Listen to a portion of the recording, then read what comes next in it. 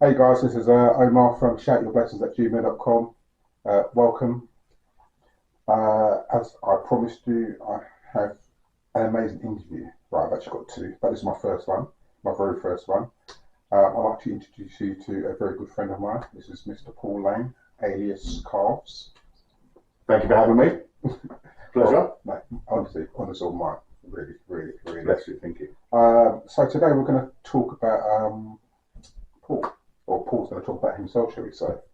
So, as you know, or if you don't know, this channel is actually a place where you can go if you need lifting, if you need lifting up, if you're feeling a little bit down, a little bit low. This is the place for that feel good feeling.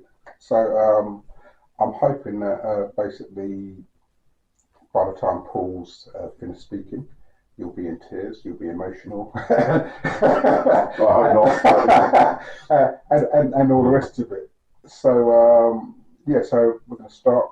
Paul, basically, tell me who's Paul. Who's Paul? Well, firstly, thank you for inviting me on. I'm truly honoured to be your first interview, and I think that the concept that you've got here is great, and I'm really, really proud and supportive of everything you're doing here. So, firstly, really well done, which is good. Who's Paul? Well, I am at the ripe old age of 49. Big 50 next year. Can't wait. Golf trip. Yeah, loads. Loads of trips, loads of things going on. Born and bred West London. My parents still live in a place called Greenford, which is near Ealing, Wembley, around that neck of the woods. I grew up in that kind of area and moved out of home to live not too far away, a place called Northolt, and then on to Watford, and then decided to make the move down to the coast in just outside Brighton, which is where I live now. Sunny Brighton. Sunny Brighton indeed. Been down there for 16, 17 years now. Okay. Yeah, about 17 years now. Absolutely love it. Love the coast. Love the everything that comes with it, whether it be the sea, whether it be the fresh air, whether it be the buzz of the town, whether it be the countryside and the downs on from one side. I'm about 5-6 miles outside of Brighton Centre itself. Okay. So I'm close enough to get into the town if there's loads of stuff going on, Sure. but also far enough out if there's loads of stuff going on I don't want to get involved. It's a switch off, which is good. So yeah, absolutely love it. Who else is Paul? I'm an incredibly proud father of two. My wonderful son Ben is 23, and my equally wonderful daughter Katie is 19. They are my two best friends in the world. And yeah, everything I do, I try to use them as my inspiration to be better. That's fantastic. Which is good. Yeah, that's me really. Okay, so obviously, I know you've got a job, but you've also got another job that you do on the side, or Sure. Yeah. so for those who don't know, well, you don't know because it's the first time meeting Paul. He's actually a Samaritan. That means he gives up his time to help people. So, Paul, how did you come to be a Samaritan? A good Samaritan. A good, hopefully. Well, it's quite a lengthy story, but I'll break it down a little bit into a few parts if I can. So, I think all throughout my life, I've always liked to help people in different ways, in different shapes of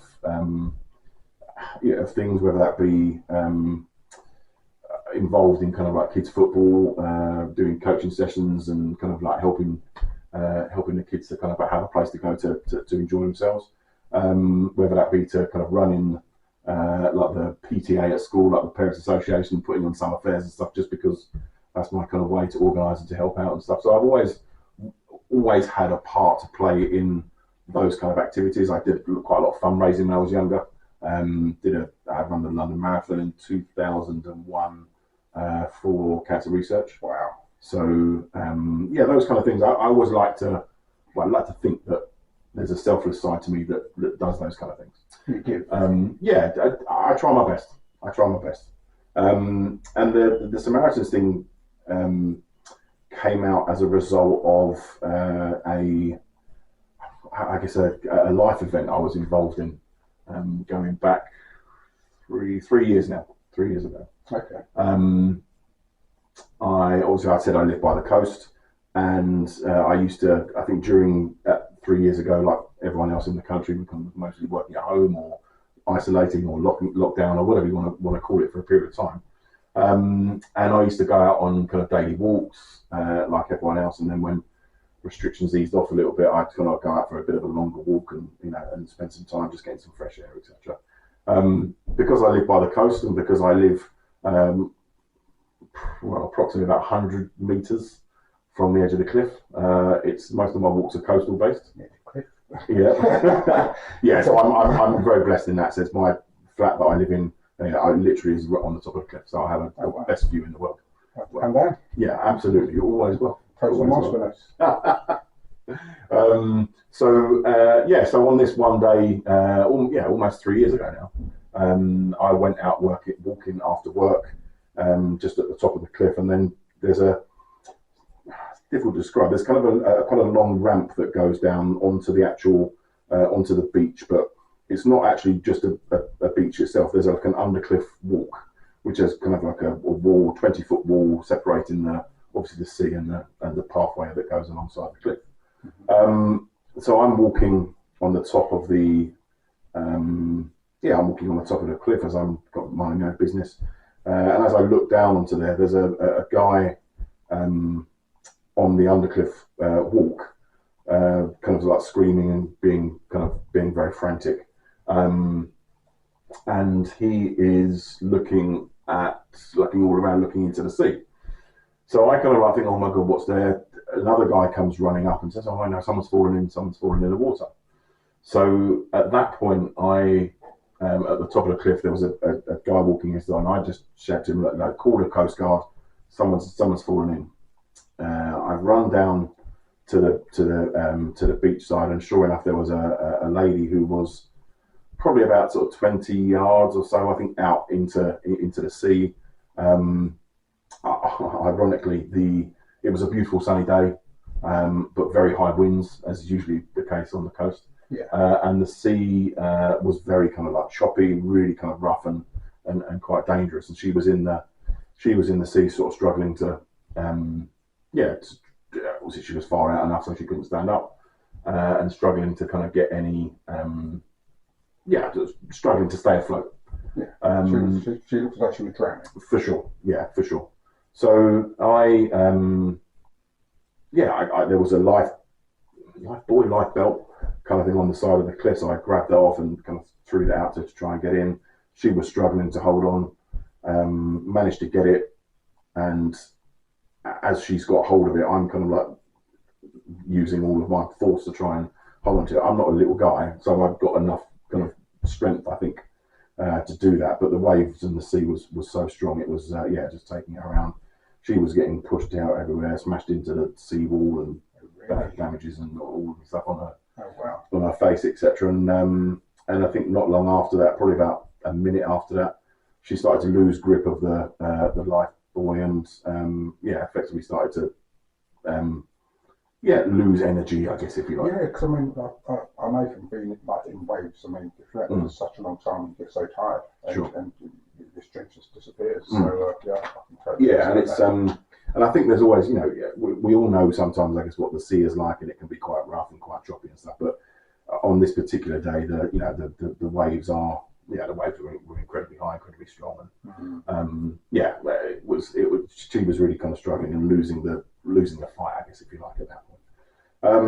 So I, at that point, thought, you know what, I cannot stand here and let and watch someone kind of drown. I can't do that.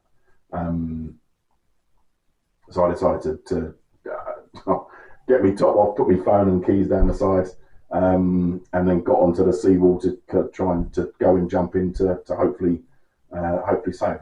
Historically, when I was young, I was a really good swimmer. I used to swim for county, South of England, and lots of. I was going to ask you, could you swim? Yeah, yeah, absolutely. So I was strong. I would back myself in most conditions to be okay.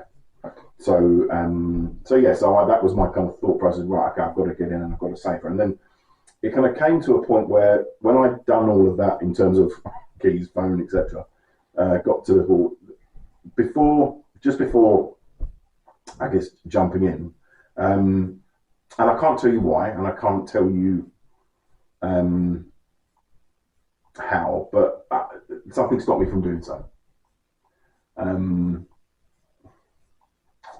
So you was going to jump in? 100%. That was my only thought and intention was I can't let her drown. I have to go in and I have to attempt to save her. And when it comes to the moment of I've got to go in, there was no one was shouting at me, no one was saying don't do this or whatever. I think there was just I froze, if I'm honest. So just so to picture it, I mean, so how high were you? Oh, I'm only probably about 10 meters, like 5-10 meters away from the actual sea itself. So the wall is quite high. The wall, yeah, but then obviously when the tide comes in, it reaches kind of near the top of the wall, and then obviously the waves will come over the top, etc. I mean, what you're describing is quite daunting. I mean, it's frightening. Yeah, most people, it is a scary fall. Yeah, I guess so. I mean, I think if you can, we've all you have, and I'm sure other people have seen those programs on telly with the fishing boats out in the North Sea and the waves are going up and down and all that kind of thing. It's kind of like that. That's the scene or the image. It's frightening. It is. I mean, I'm sure you're playing it down a little bit. I mean, faced with I know there's a person there, but I'm sure the majority of the people, like, faced with that dive in, even though you want to help that person, it's a tough one. Yeah, no, absolutely. I didn't, but as I say, there wasn't a thought that going around in my mind that says, I'm not going to do this, I'm not going to do this. I kind of just physically froze, probably for about 20 seconds or so. And then, it's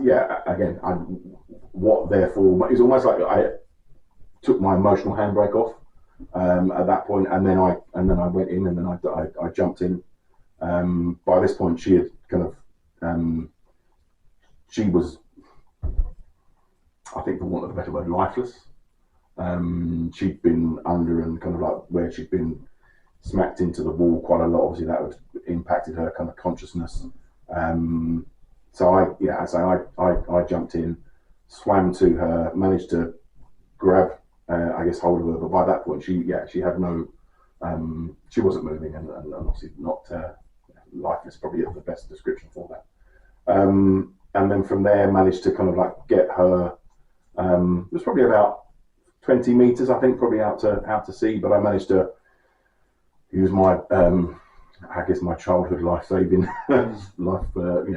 lifeguard skills, and managed to kind of get her back up towards the beach. There was a kind of a small opening with steps that lead up onto the Undercliff pathway. I managed to kind of get her there. By this point, there was more people up on the Undercliff walk. So when I got to that point, I managed to, I had the strength enough. I kind of managed to pick her up and come up the stairs and lay her down on the beach itself. And then there was a few people there that were just checking if she was okay, or checking that that she was breathing or anything, which unfortunately she wasn't at that point. And then probably about a minute later, the paramedics came. Okay. There was an air ambulance that was called that kind of landed on the top of the cliff. So it's quite quickly, the services were there quite well, I suppose you were in the moment. By the time I got her out, they probably arrived within a couple of minutes. But the struggle, I guess, trying to get her out and then me getting in, that whole process was probably about 20 minutes or so or something.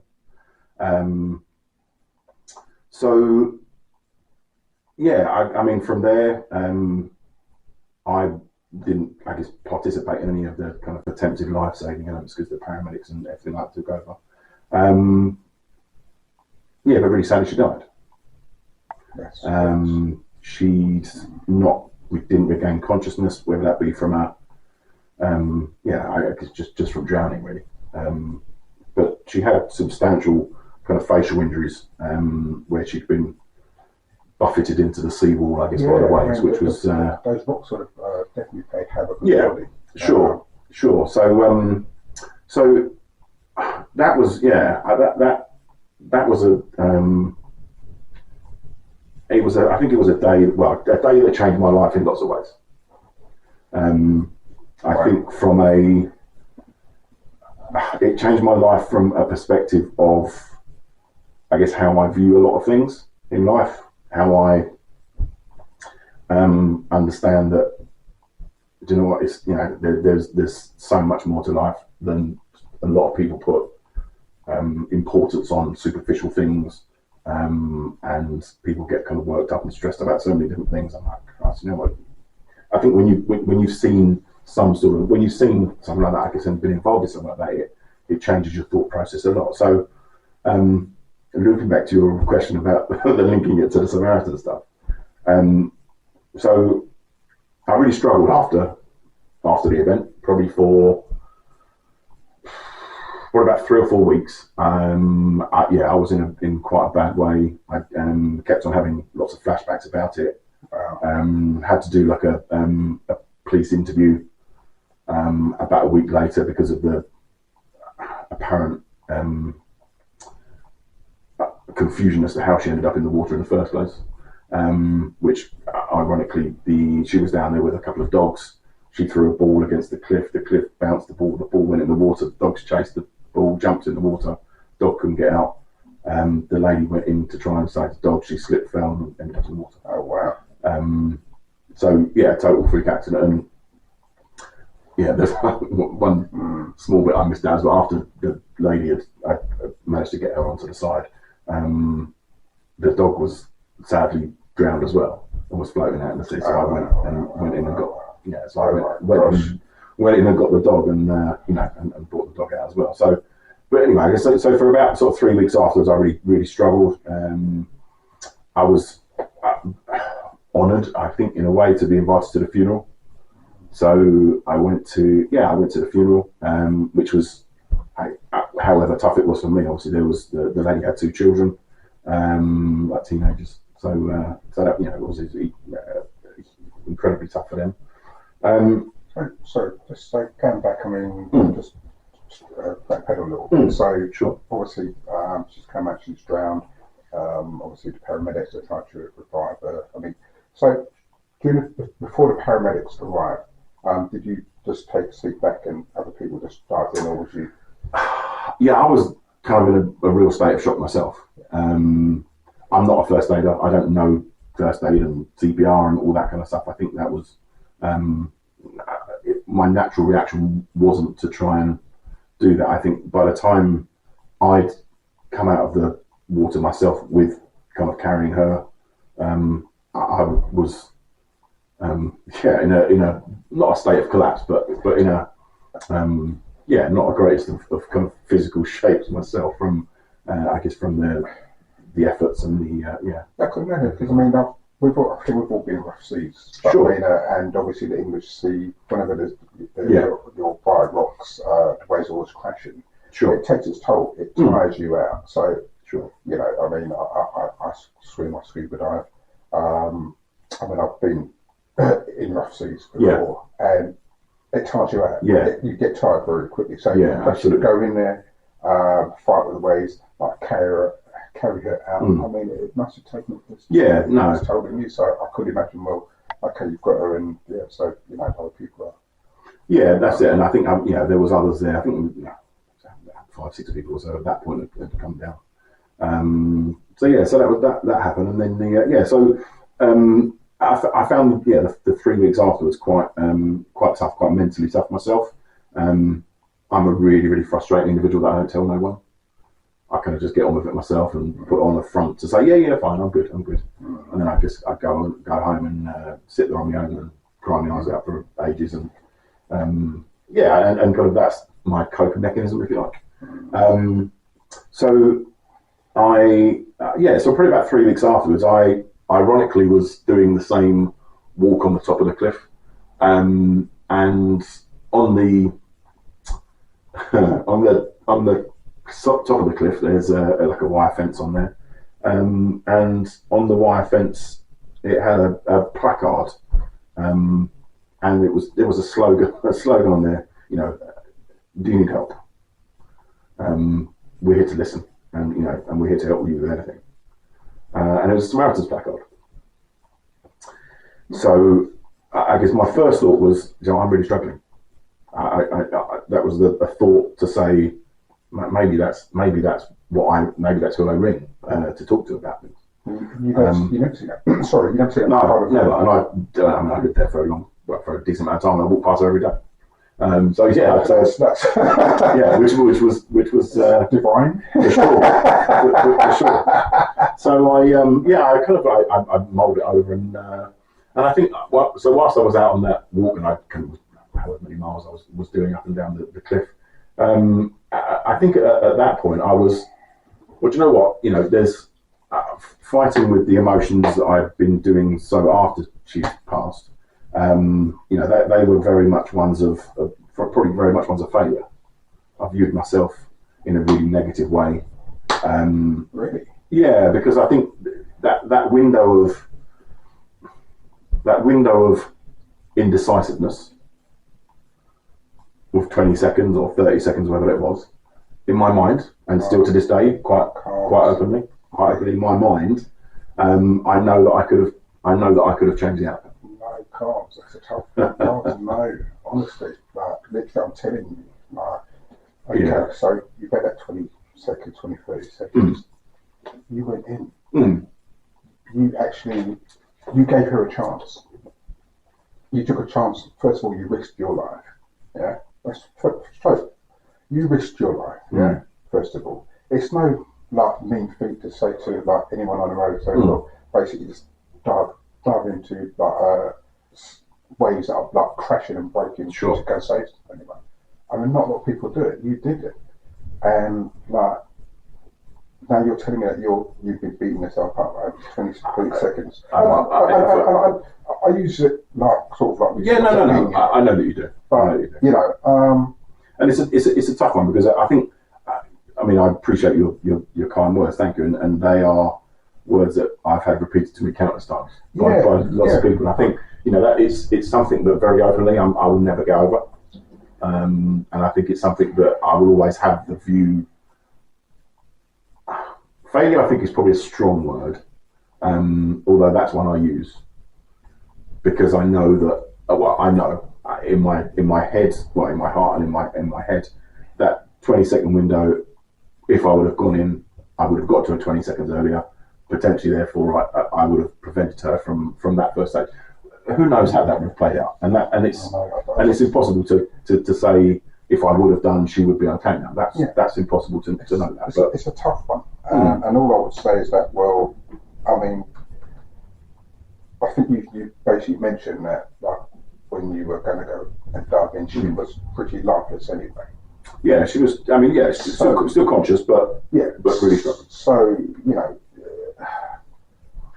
it's a tough one, and I'll just pray that you eventually get some comfort from this, because honestly, it's a heavy bird. Yeah, it's heavy. You know what I mean? That will crush people, and you're one of the strongest people I know. So it does take sort of events like this to change your life. Yeah, totally. And I think if I tie all the pieces together, I think that the Samaritans, the intervention, if you like, for want of a better word, of me seeing this placard, actually made me think, do you know what? Rather than me look for help myself, if I can help others through their dark times,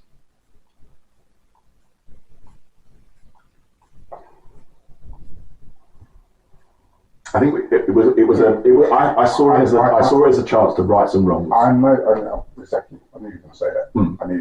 I knew you were going to say that. I kind of, sorry. Do I think like that? I used to think like that. So I totally understand. I know where you are. Sure. You're just like a kind man. You're just a very kind man, and literally, you know, you feel as though you've done a disservice, where like you actually gave this person a chance, and obviously it didn't work out in their favour, and you know, obviously it was her chance. So you know, but the fact that, like you've mentioned, that well, basically you want to help other people. Yeah. I mean, you know, that's top drawer. I mean, first of all, but you know, secondly, to try and sort of balance it out. Yeah. I think that's definitely how I view it. Well, how I viewed it, I think, is that by me doing that would, I think if I was in the situation again, it wouldn't be an identical situation, because that would be incredibly unlikely to be the case. But if I was ever put in a situation again where I can help, influence, or positively divert someone that's, you know, potentially going to be taking their life, or potentially in such a dire state that they need to phone, I guess, Samaritans to talk about, then that's, for me, that's righting wrongs or rebalancing. I think probably is the way I would look at it. And look, so the Samaritans thing, that's where it started from. Other than my 2 children, the Samaritans is the best thing I've ever done. The best thing I've ever done. Okay. I think it's also given me a sense of, a greater sense of inner peace. Not that I'm doing it for my own. Well, actually, that's probably wrong. I think I'm doing it for the benefit of others. I know that. But there are benefits for me as well. So I think it's definitely, 100% has given me a different outlook and a different perspective of things. I'll give you an example. So I work full time, and like everyone, you know, you have rough days, I guess, where either you've got a challenging member of staff, or you've got a client that's doing this, that, and the other, and everything's going wrong. You think, oh my God, this is just dreadful. You know, what a dreadful day.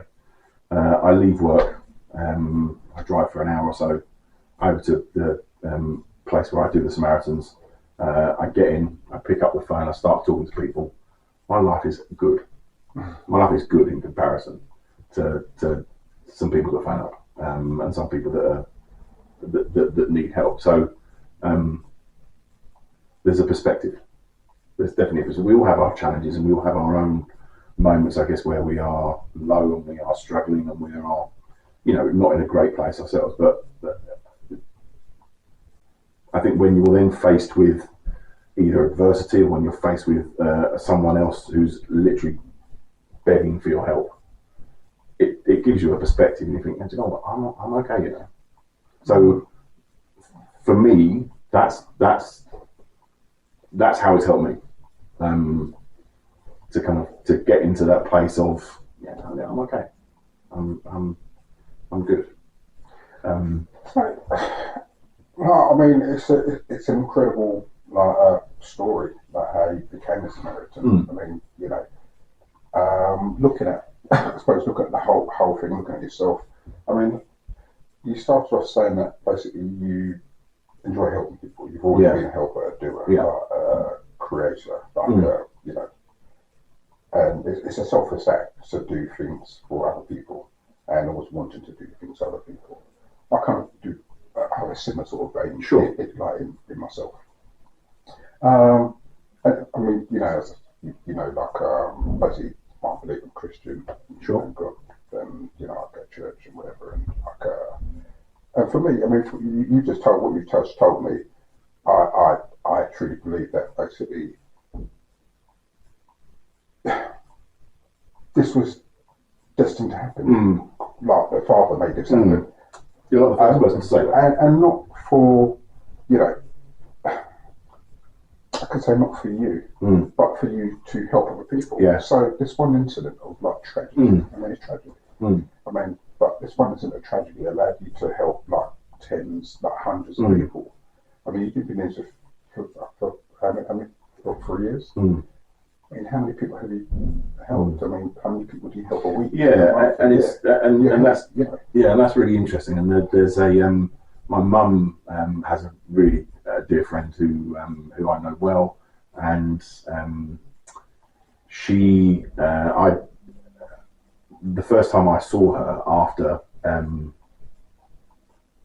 this had happened, I told her her exact words were that you know, when I said about not that 20-30 seconds of pause of not going in, and her exact words were, you know, well, God is saving you for a greater purpose in that time, because no one was shouting at me, no one was holding me back. It was totally against the thought process that I had all that time beforehand, and then subsequently afterwards. But that window, and I thought, well, you know, that's I guess a very plausible. Yeah.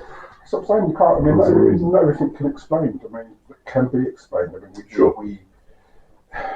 we all. I think I've said to you earlier on. I mean, basically, we go to bed, we sleep, we have dreams, we have plays with you. Let's just start work. That's just the Father talking to us. You know. So we're all spiritual some way. Whether like we decide whether we're practicing or whether we or not. You know what I mean? So just recognising. Let's just start being able to recognise like.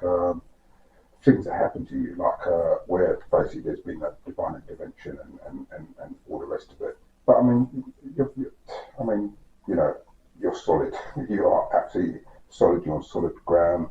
You know, I just hope that like sort of one day that you're going to realise or get more comfortable to know that, well, basically there's nothing more that you could have done. Yeah.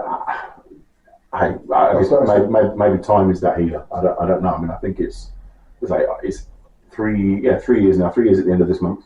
But you know, I maybe because it's me and I'm a little bit sentimental and soppy in that sense. But so on the 28th of July, I shall go to work. I shall come home from work. I will go and pick up a small bunch of flowers and I will take it down to the Undercliff, as I do every year. And I kind of because I think that's one, that's respectful, and two, it's kind of probably is one of my coping mechanisms to deal with it. That, I mean, what I'd like to think that I would always do that, because I still think that's respectful. But the 3 years that have passed, it becomes gradually easier for sure.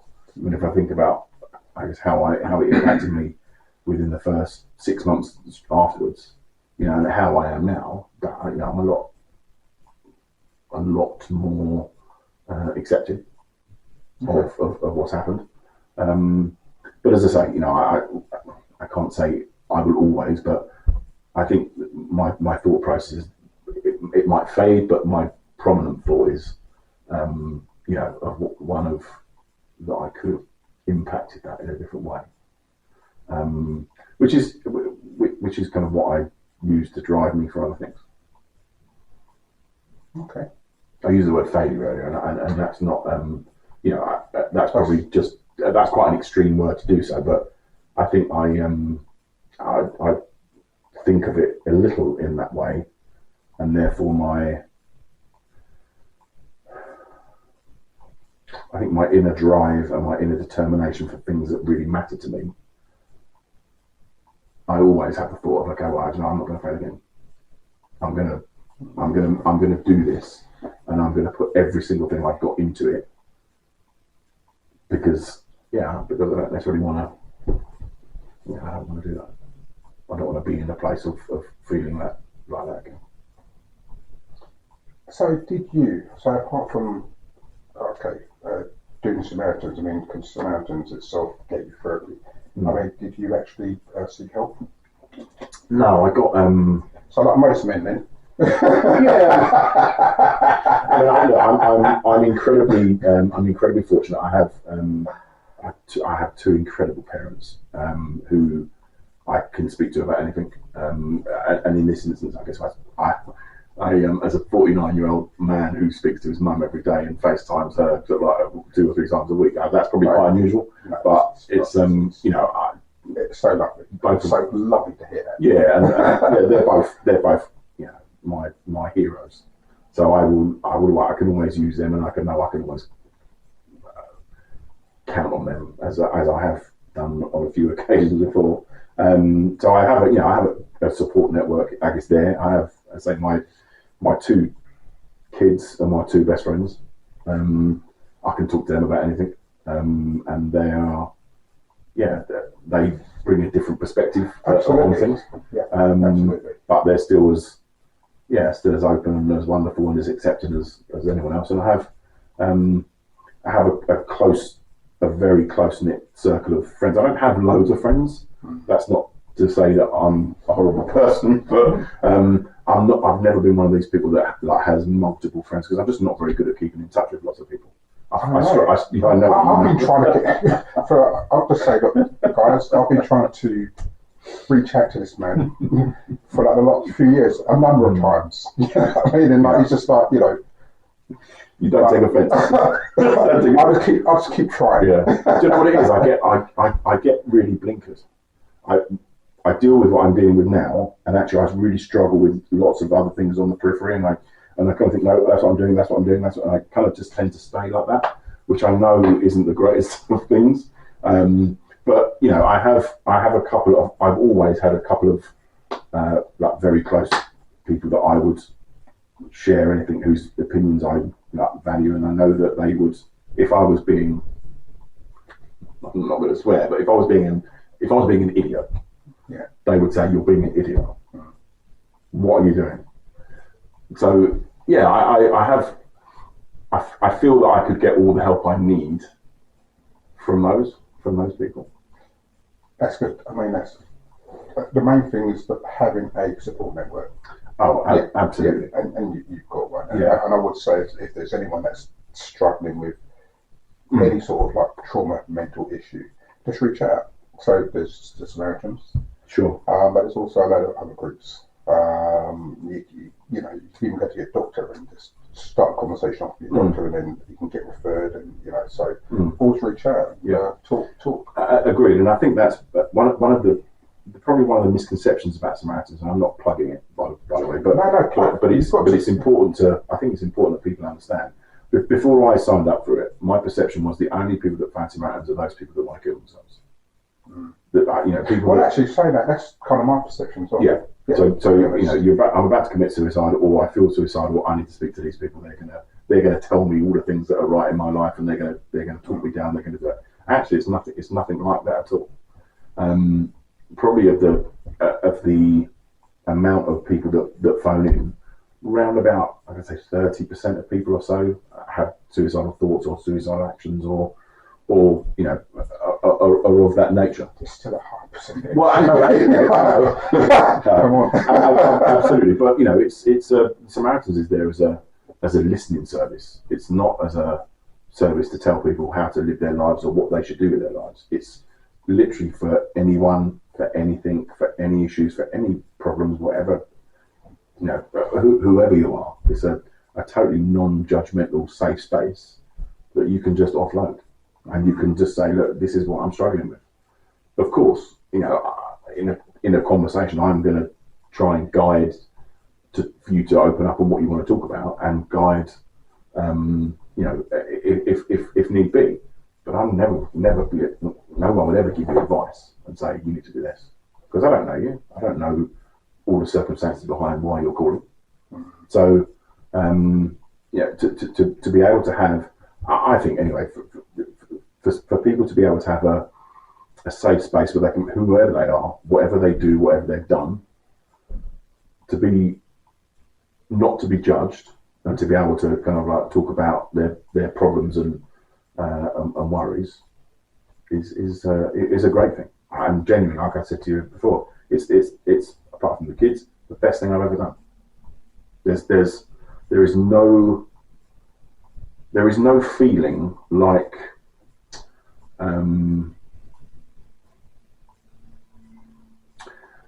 coming off a call.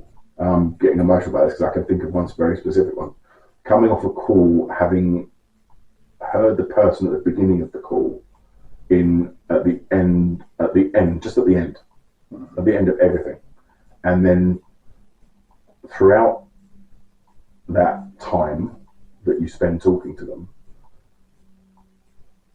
for them to slowly start, I guess, the realization that actually they're not in the place they think they are, and there are more things in life that they didn't realize, that I've not told them. I've not led them to that path. I've not said, think about this, you should do this. They've kind of they've had someone there to talk to. They've managed to kind of offload everything that was crushing them, and to get to a point at the end where someone thanks you just for listening, or someone thanks you for being there, because, you know, when they came on the phone, that this was going to be the last phone call they ever made. And then to get to the end where it's not in that place, it's just, clearly it's not about me and doing it for that purpose, but the feeling you get from that is just like no other. I could imagine. I can't, obviously, you know, I could imagine. Yeah. And you, I mean, you potentially saved a life. But that's what I'm saying. You potentially saved a life. I mean, I don't see it like that. But so you don't have to see it like that. But you just told everyone here. You just told everyone here that the person was at the end, and it was pretty much the last phone call they were going to make. You saved a life, and I know it's not glorifying you. It's not to glorify you. I mean, for me, it's glorifying God. It's about me. You've saved a life. I mean, who does that? You're Superman.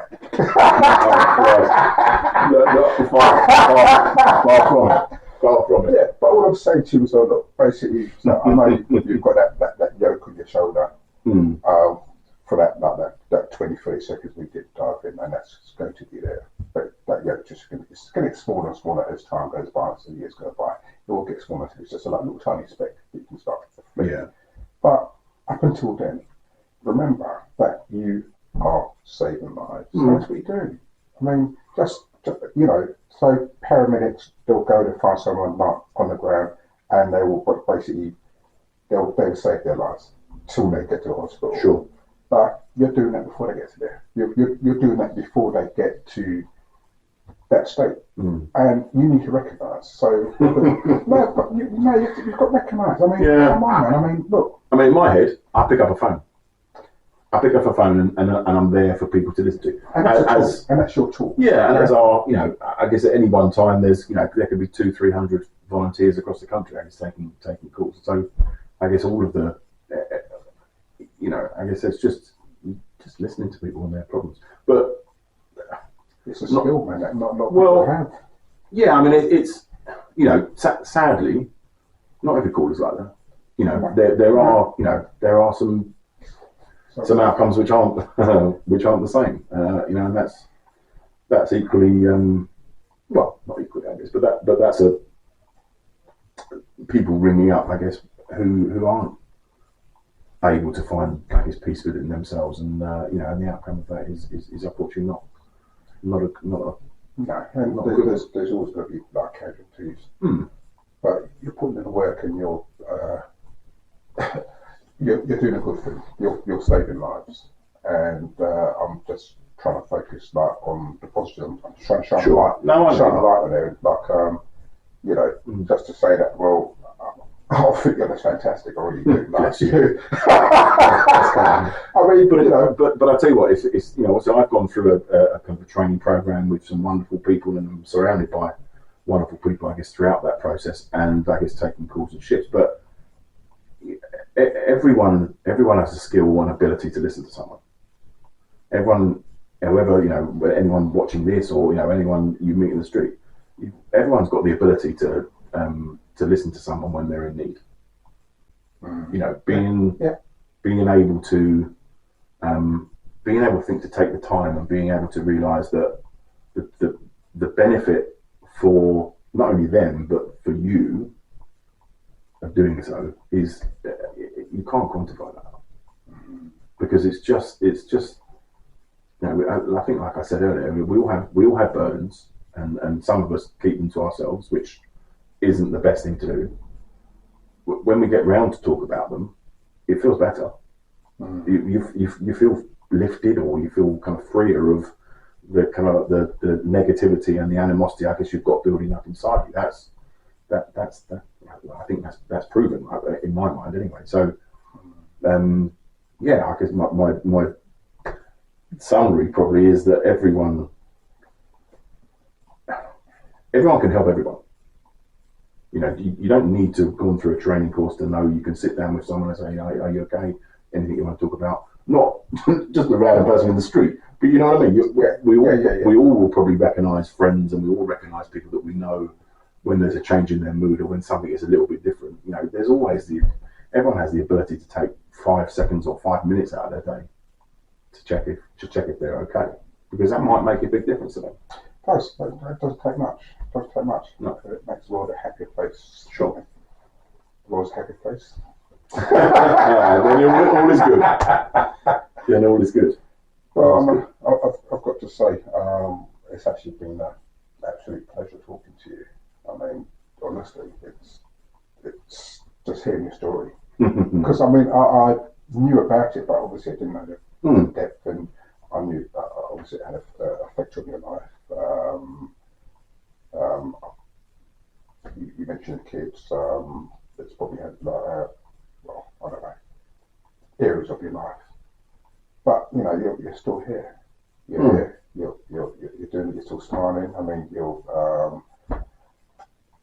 You're a major player in our wonderful society called AGS. They're organising you on top of that as well. I mean, you know, but for those who don't know, we're part of a corporate society called AGS, and Carl has been a secretary. Paul. Carl is fine. Yeah, he's been the secretary for the last, I don't know, umpteen years, and trying to organise 24 guys, taking them away, organising their golf, their hotel, their flight. I mean, he does it all. Obviously, there's a committee members do other things, but sure, this man's absolutely like organisational skills amazing. So I mean, I'll say you're Superman. And remember, I'm gonna get you a little plaque because it's like Superman. Just to remind I'm not wearing my pants on. Just to remind you that, like, listen. I believe we put on this earth to actually basically help people, and you know that as well because you said that even before. And I'll say, just keep on doing what you're doing. You're doing a fantastic job, and thanks for being my first. My absolute pleasure, and and likewise, and whilst you don't probably realise this, you scheduling this, allowing me to talk about it, is also helps me. Right. So you know, doing all those kind of things is really good. So no, I'm been thrilled, honoured, and it's my absolute pleasure and privilege to share anything with you. Thank you. And just before we wrap this up, tell the people how they can reach Samaritans.